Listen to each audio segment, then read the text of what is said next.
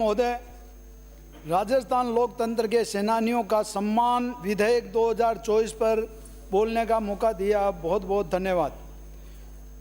सभापति महोदय, 25 जून 1975 को आपातकाल लगा था और विपक्षी दलों के ही नहीं, वास्तव में भारतीय जनता पार्टी के दिखते हुए लीडरों को तो सबसे पहले बंद किया। उसमें जैसे अटल बिहारी जी वाजपेयी साहब, लाल कृष्ण जी आडवाणी जी, फेरू सिंह जी शेखावत साहब, सुंदर सिंह जी भंडारी साहब, गुलाब चंद जी कटारिया, बंसी लाल जी, भानु कुमार जी शास्त्री, जय राम नारायण जी, जॉर्ज फर्नांडिस जी और हमारे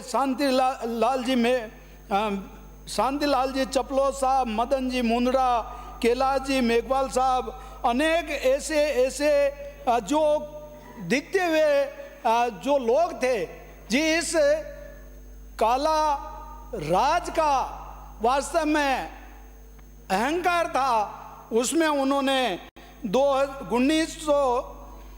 25 जून 1975 से 21 मार्च 1976 तक जेल में रखे और उनको ऐसी कालकोठरी की तरह सजा दी जो वास्तव में आज भी काला अध्याय के रूप में लिखा जा रहा है।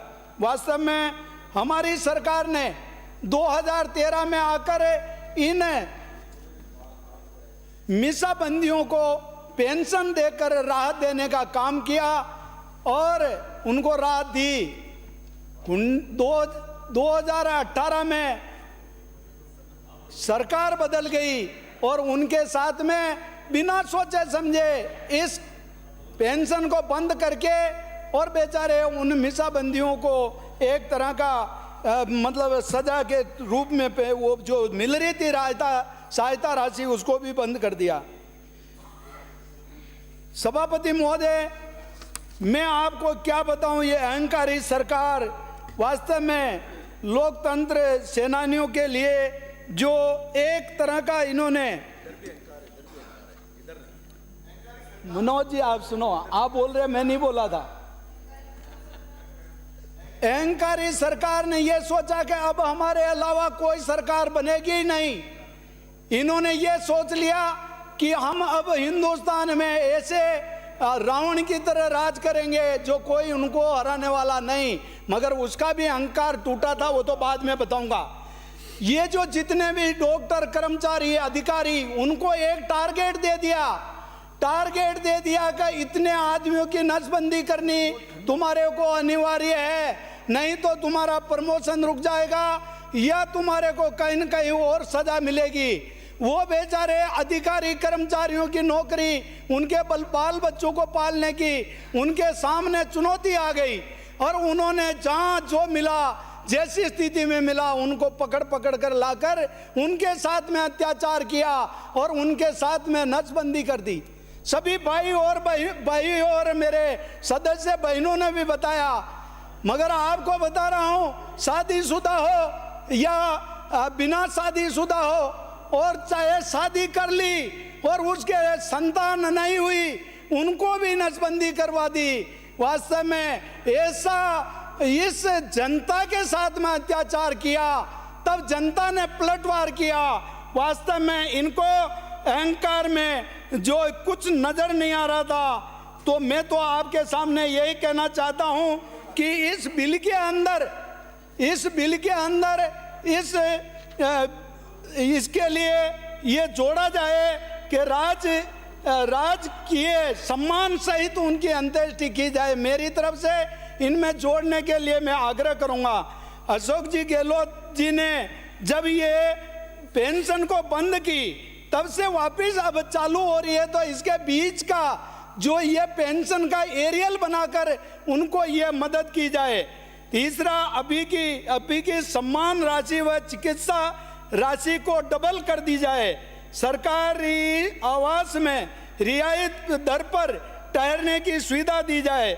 सभी श्रेणी के रोडवेज बसों में निःशुल्क यात्रा पति और पत्नी या सहयोगी का उसमें निःशुल्क यात्रा की जाए।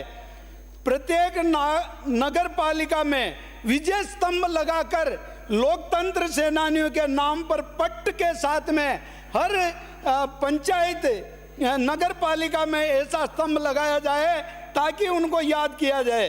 राज्य की सड़कों पर टोल मुक्त एक पास बनाया जाए ताकि इनको भी सरकारी सुविधा के अनुसार इनको भी सम्मान मिले।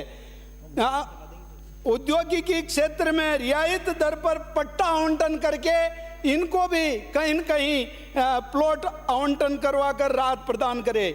सभी आपातकालीन आंदोलनकर्ताओं को स्वतंत्रता संग्राम एक्ट के अनुसार सभी सुविधा देने की इस बिल के अंदर जोड़ने का मेरा सुझाव है।